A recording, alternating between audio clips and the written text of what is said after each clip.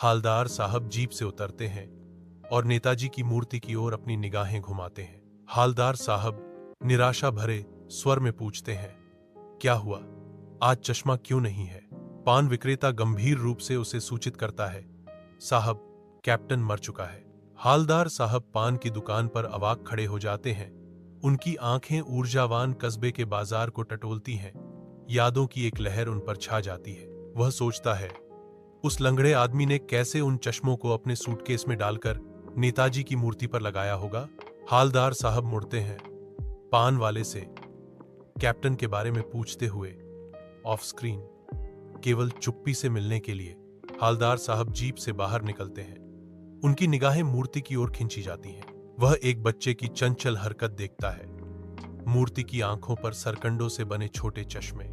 कहानीकार के यह कहने पर कि वह समझता है कि देशभक्ति अभी भी जीवित है, भले ही वह एक बच्चे के रूप में हो। हालदार साहब की आंखें नम हो जाती हैं।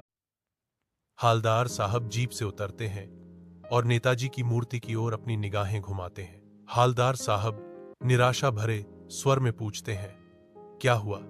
आज चश्मा क्यों नहीं है?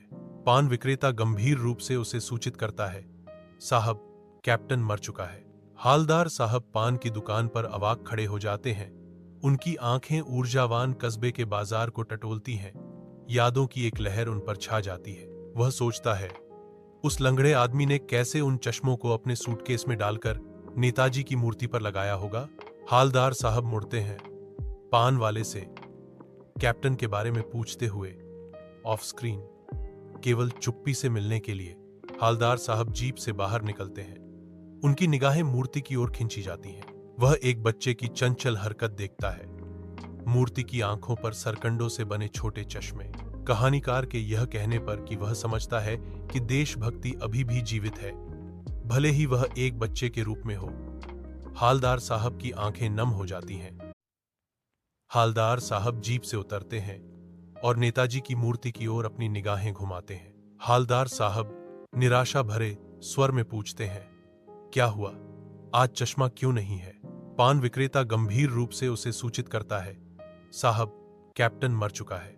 हालदार साहब पान की दुकान पर अवाक खड़े हो जाते हैं। उनकी आंखें ऊर्जावान कस्बे के बाजार को टटोलती हैं। यादों की एक लहर उन पर छा जाती है। वह सोचता है, उस लंगड़े आदमी ने कैसे उन चश्मों को अपने सूटकेस में डालकर नेताजी की मूर्ति पर लगाया होगा। हालदार साहब मुड़ते हैं, पान वाले से कैप्टन के बारे में पूछते हुए। ऑफ स्क्रीन, केवल चुप्पी से मिलने के लिए हालदार साहब जीप